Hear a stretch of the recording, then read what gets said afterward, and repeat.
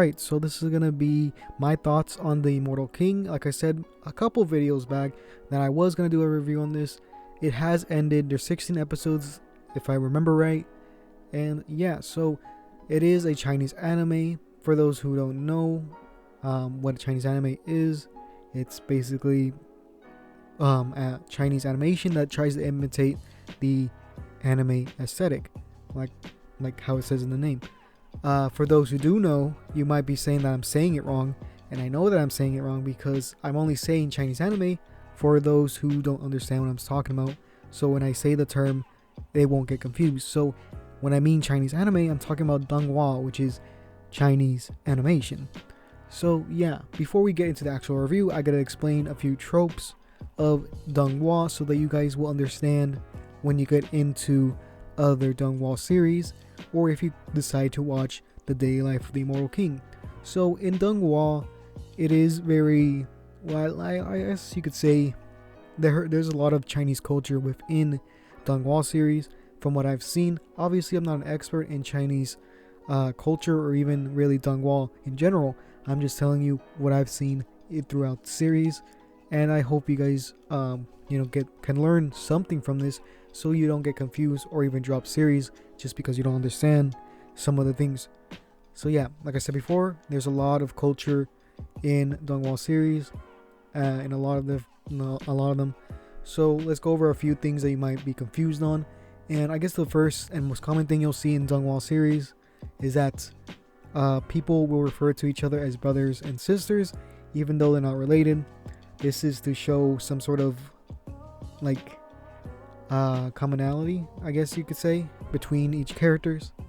But it's mostly like a respect thing, from what I've seen.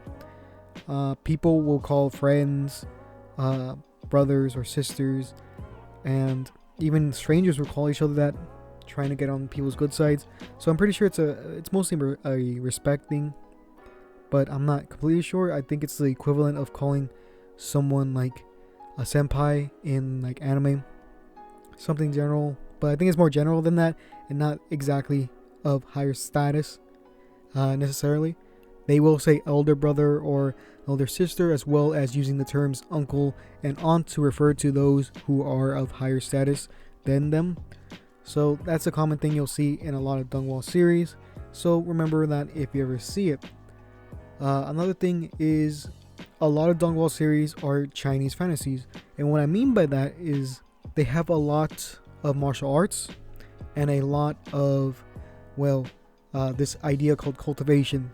So cultivation in itself is its own power system, similar to that of magic and things like that. So cultivation really has to do with the spirit instead of actual mana and things like that. And it really, it comes off the, I think it's based off the Tao philosophy and things like that. So so cultivation is a method of breathing and training to eventually get the goal of getting an immortal body. And through this kind of training, you get superhuman abilities such as superhuman strength, speed, reflexes, and you're able to like project some basic elements like that using your spirit, and able to do summonings and things like that. There's a big kind of, cultivation itself is very complicated depending on the writer, because just like magic, it's its own power system, so authors can choose whether or not to make it very simple or very complicated. The daily life of the Immortal King is very simple in its kind of way it does cultivation, with it having a kind of a standard kind of level system, I guess you could have, or you could say. So the final thing I want to say is that because it's a Donghua and made in China, it's obviously going to be voiced by Chinese people and going to be spoken in Mandarin or Chinese. I know I'm saying Mandarin and Chinese are the same thing. I'm just saying for those who don't understand. So yeah, if you're used to either the Japanese language for anime, you might get scared off, and I'll talk about that later on and why it's not really a fair comparison. So yeah. So let's talk about the daily life of the Immortal King now, since we got all that stuff out of the way. So the daily life of the Immortal King, imagine if you took um, the show The Disastrous Life of Psyche K, and made it into a battle manga or battle shonen, I would say. That's basically the daily life of the Immortal King, and you could really do a lot of comparisons between Psyche K and the daily life of the Immortal King.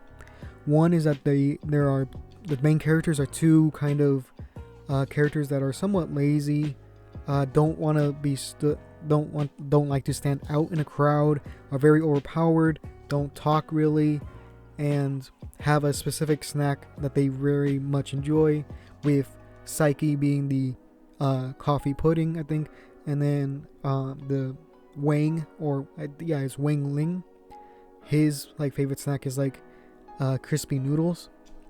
So yeah, they're very similar in that sense. There's also the fact that he has like friends that he doesn't really like at first, but it starts to grow on him, as well as like the love interest, the very popular girl falling in love with the quiet guy, but him not really wanting to have that kind of life, somewhat rejects her. But like I said before, it's the daily life of the Immortal King is more of a battle shonen than Psyche K, so there's more serious plot, I guess, than something like Psyche K, which is a slice of life. So yeah, so if that really interested you, you should go watch it. It is an interesting take on that kind of character, so, or that kind of premise with the person who doesn't want to get noticed. So let's go into a bit of the characters and what I like about them. So let's go over the main character, that being Wang Ling, I think his name was. So like I said before, he's similar to Psyche K, but it's a lot different. So he lives in a world of cultivation, which, like I said before, the power system and all that, but he is a prodigy. He is so much stronger than everyone else that it's almost unreasonable how much overpowered he is. He's a planet buster, basically, from what we've seen, and he's more than a planet buster, but I won't go into that really. Maybe you guys can talk about it in the comments if you've seen the show. But yeah, he's very overpowered in this universe, even if when everyone else has technically powers as well, he's so much above everyone else that he has to be restrained. His parents basically restrained him using different seals and things like that to kind of emotionally seal him so that he won't hurt anyone, and that's why he's always so mellow and doesn't show any emotion. Obviously he still feels it, like but it's sealed away, right? Similar to something like maybe Ainz from Overlord, but a little bit, I guess, more restricting. But yeah, it's kind of sad in a way that he can't really express his feelings. Every time there's something joyous or anything like that, he can't feel anything, and that's why he's always so quiet, which is kind of weird. But he does feel it, but he just doesn't know that he's feeling it. So yeah, as well as him, the show is pretty good, but in terms of how he actually gets away with doing things, because obviously he doesn't want to be in the limelight, so he does things that will basically take him out of the spotlight for a bit, like faking getting hurt, and giving other people the credit for certain things, and unknowingly beating beating bad guys. General things you would see in a comedy anime. They all see that in here. So when I try to look up the other characters, I couldn't really find it because, well, like I said, this is a Donghua and not a lot of it has been translated, I guess, and there's not really much on the wiki of the characters, so I don't really remember most of their names because they are foreign names to me and I can't just remember them like that, so I'm sorry. But I think the love interest was actually called Lotus Sun, and she is that typical popular girl with a relatively high spirit level, and she gets infatuated with the main character because of his kind of personality and his mysteriousness and things like that. Her character throughout the series kind of changes a bit, being kind of not really snobby, but wanting people's attention to really just doing what she can and doing like having help or receiving help, being able to ask for it and things like that. I think that's the biggest change in our character. We could go over the two other kind of main like the main side characters, I guess, and that is the two friends that you'll see with Wang. I forgot each name, but one is kind of bald, a little bit taller and tan, while the other one's a little bit more fat and not as tall with brown hair. And both of them have somewhat unique stories, or not really stories, but backgrounds. Mostly the bald character, just because there's more, like, I guess, backstory for his character compared to the other character, compared to the fatter one. But they kind of just do their job, which is to support the main character and relieve or bring in some comedy relief. But there are parts where, like, these characters are kind of underpowered compared to the top tiers that they have to fight. So when they get their moments, it really does show, and you do appreciate the moments that they were there for the main character. And yeah, so with those characters out of the way, let's go over some of the big things that you'll see, or that you'll probably like, and that's the fight scenes. The fight scenes have a lot of impact to them, and they're very smooth. You'll see this in a couple of Donghuas. So Donghuas in general are very hit and miss with the animation. So when it comes to 2D, Donghuas are like some of the best animation you'll see from China. They have this, it has almost its own look to it compared to anime. So with the really good Donghuas, you'll have like this very high exposure to it, which I like that style. I think the best way to kind of show like similar something that's similar to that is Motogatari, the show with the boy that's like 1/10 vampire and his like girlfriend. If you see scenes where they're outside and it's like daytime, you'll see that there's a lot of whites that really pop out, and that's exposure. I think that's a term you could use. There's really high exposure on the animation, which is very nice in my opinion. So if you like that kind of style, you'll pretty much like it in this. To go back on topic, the fights, like I said before, do have a lot of impact. They're very smooth, and every punch actually feels like it does damage. There are a lot of there aren't too many fights, at least with the main character, but with the side characters who do have to struggle, that do have to go against people that are actually pretty strong. It is very interesting to see how they have to overcome characters, because in Cultivation, if you're even like a little bit lower than someone else, you're gonna get almost curve stomped. It's very hard to win fights in Cultivation series that are people that aren't the main character, right? Because the main character grows fast or is already overpowered at the start and things like that. But for side characters, it is very hard for them to get even near the MC, or even be a supportive character in that sense of like fighting. So when they do get their moments, it is very, very fun to watch. I would say that. I guess another thing is, when you get into Donghua, this is a kind of a weird, I don't know if it's like a common thing, but from what I've seen, a lot of intros for Donghua series are very kind of mellow and kind of slow, that like build up momentum as they kind of are sung. This also goes for the ending songs, so you'll see that a lot in Donghua, especially in this OP for the daily life of the Immortal King. It has a very slow OP, but it has a lot of good animation in it. So yeah, I forgot to mention this, but every episode of the daily life of the Immortal King is on YouTube. So if you don't want to go on any shady websites, I guess you could watch it all on YouTube, because it's from China and they haven't really released it in America, or really outside of it, I don't think. So if you want to go watch it, then you can on YouTube.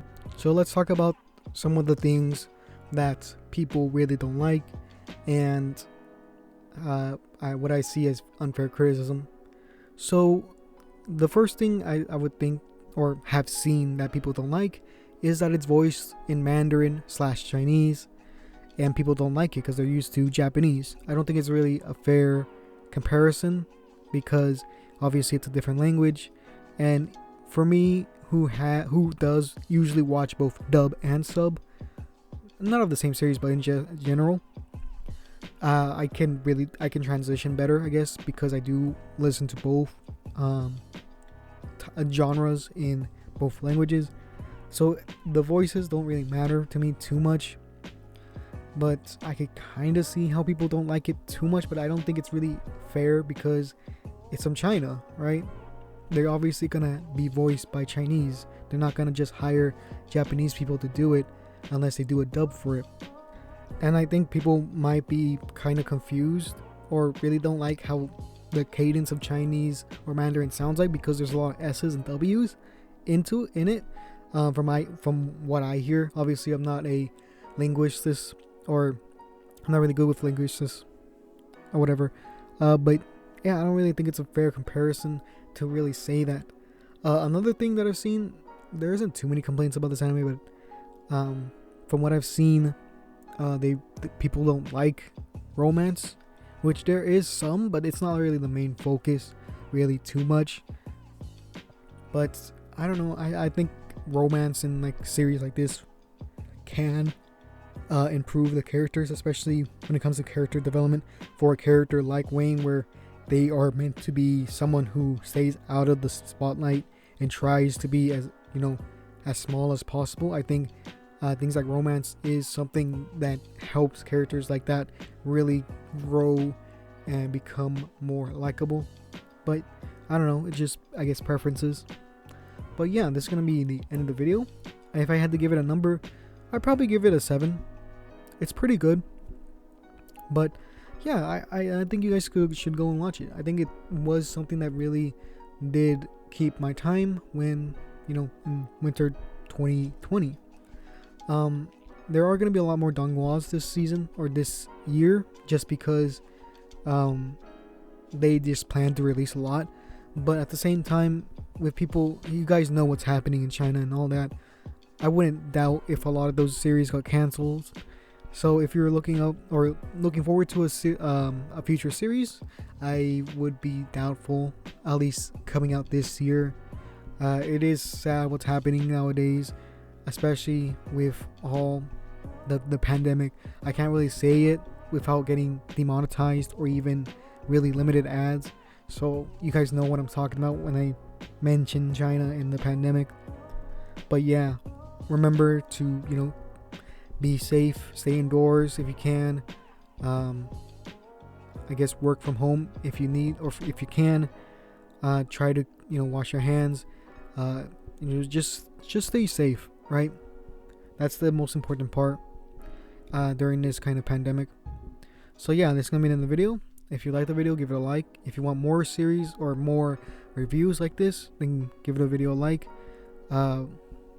If you support the channel, please subscribe to see more of my content. And if you made it to the end of the video and you support this channel, make sure to comment down below CS so I know that you enjoyed the video. So yeah, with that being said, it's gonna be the end of the video. So yeah.